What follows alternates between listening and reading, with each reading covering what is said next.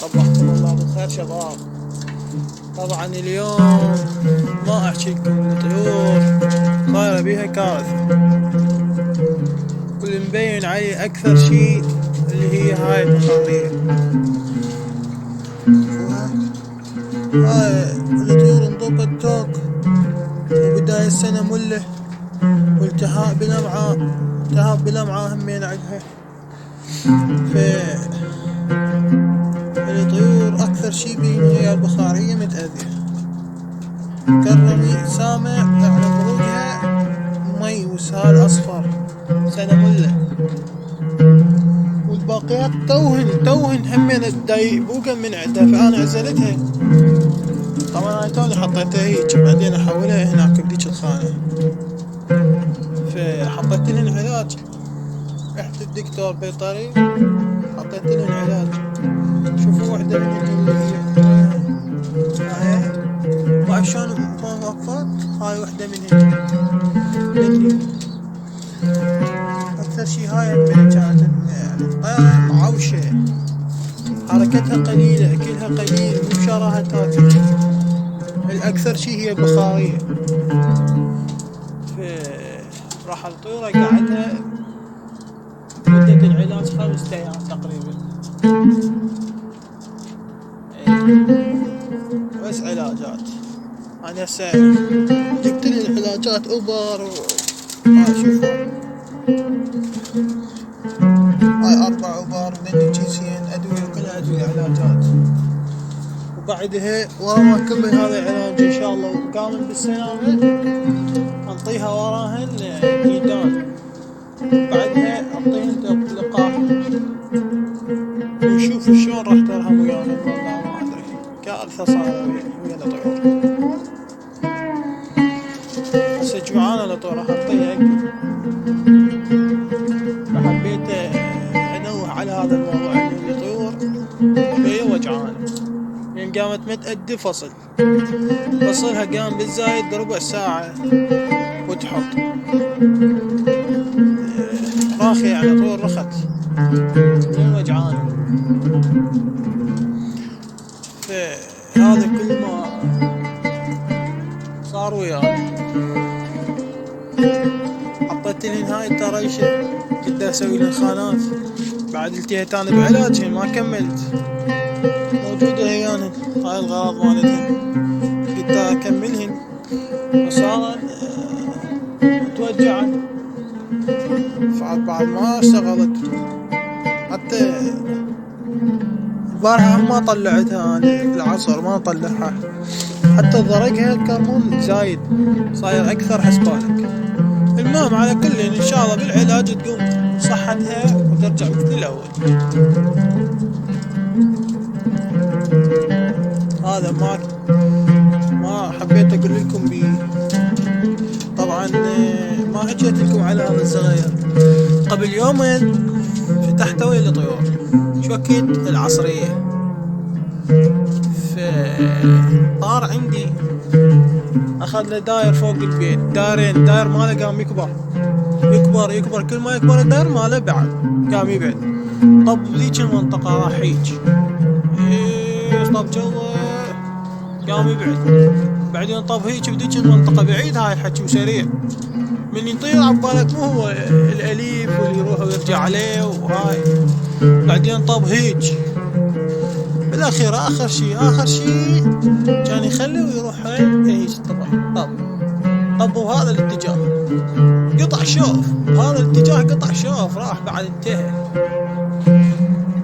ورا شوية انتظرته يجبر 5 دقائق 10 كان يجي من هذا الاتجاه.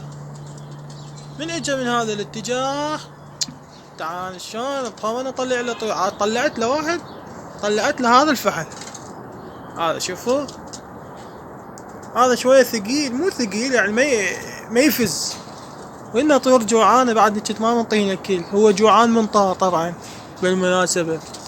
كان يجي من هيك ضل سريع، بس سريع جد سريع وهيك يشاوط بجنحه، هيك يروح هيك ويجي هيك، يروح هيك سريع. كان يجي وين يحط على هذا بالعازولة. طلعت له والله الطيور اقول لكم لا تقولوا لي. يعني هذا بالعزو الحربي بس يشك فيروح بعد. طلعت له صوفرت له صحت له ما اعرف شنو، باع صافن. كان بعدين يطور ايش قامت تسوي؟ قامت تلعب، قمت انا العب بلها، يعني اذبكل على هذا البرج هيك شي بسيط وارجع اذب على هذا حتى يقمزن يشوفني ويجي. والله ما احكي لكم، ويقوم ويقمز وهي القمزة ودايرة الثالث بالسطح، جيت بالسطح وين قبل على السقاطة هنا جيت. فقلت الحمد لله من رجع، لان هذا امهاته خير وبركة يعني ما شاء الله فول. اقول لكم لا تقولوا لي امهاته فول، يعني اول ما طيارة ليه وطب هيك اختفى قطع شوف انه قطع حيش شوف وهيك وطبعا ضرب داير بالمنطقة. لا اقول لكم لا تقولوا لي. هذا كل ما كان عندنا.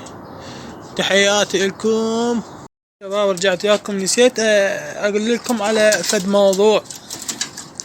تتذكرون الزاجل الصغير الطينة اللي دشر بيه توني، يعني ما صار له هواية، وبيومها قلت لكم انه طلعت الزواجل وهم انهزموا وياهن ورجع حط على البيتونة، بعدين طار ظل يهوش بالمنطقة. صار له الطير 8 ايام.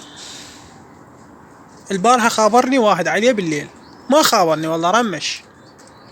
اسمع شوف ايش قال لي، وشوف النفسيات الضعيفة والطايحة. هو مبين من كلامه فد واحد عفطي وجوعي. المهم نرجع. قال لي يابا، دقيت عليه مش عليه دقيت عليه، قال لي هذا زاجل مالتك؟ قلت له اي طويرني، كان يقول لي صغير. قلت له يابا هذا طير لي. قال لي اي. قلت له انت وين مكانك؟ كان يقول انا ببغداد. قلت له هذا صار له ب8 ايام من رايح عندي. قلت له زين الطير مريض بيشي لين صار 8 ايام. قال كل شي ما بي طير صاحي، كل شي ما بي، لا مريض ولا ابد، صحته زين. قلت له زين انت وين ببغداد؟ كان يقول ها يم السينما. قلت له ايه اجيك عليه. كان يقول ها. قال انت وين؟ قلت له انا هم ببغداد بس مو بنفس بغداد، يعني منطقة ما اتذكرها. المهم قال ها. قال ايه. قلت له ايش احاجيك عليه؟ قال ها لا مو احنا بيتنا بالمدينة. هاي شنو؟ قلت له اقول لك انت شنو ناصب علي؟ شنو بيتنا بالمدينة؟ مو تقول بغداد؟ كان يقول ها لا مو هو عسبالي مال جماعتنا قريبين علي بيتكم. قلت له زين ايش تأمر عليه هذا؟ قلت خله اشوفه. كان يقول هذا اخذ عليه 5000 انا. قلت له ابا الطير ترى بي ذمه. قلت له زين شلون انا ما اقدر اوصل لك المدينه، يعني انا عندي شغل وانا العصر اجي وسياره ما عندي، لازم سياره جوا. زين قلت له تقدر تجي لبغداد يوم الجمعه؟ بغداد جديده وسوق الغزل نتلاقى واعطيك فلوسك وما يخالف. كان يقول لا ما اقدر عندي شغل. قلت له تلعب هاي بقت يمك بكيفك، الطير بيذمه، تريد تبقي يمك بقي بس بيذمه. كان يقول شنو بيذمه؟ قلت له الطير بيذمه، يعني اذا هاي طير ليا يرجع لي طير ليا.